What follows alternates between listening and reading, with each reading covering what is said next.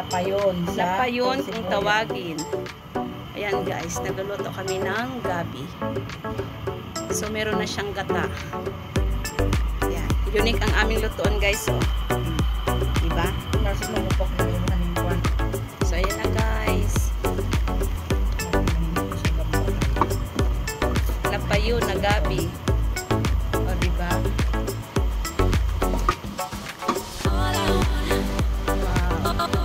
Tapos, meron siya panako. Ayan. Kanyang sangkap. Iliw, tsaka dilis. Dali lang. Nandiyan na guys. Oh, yummy. Sira naman ang diet. Nayang imahan ni cellphone kung bumupok. Wow, sarap guys. Tapos lagyan ng kalamansi. Dumarang pa ng butos. Yan.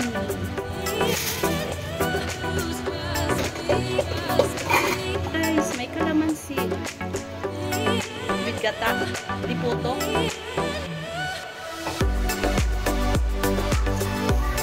Ang piga ito.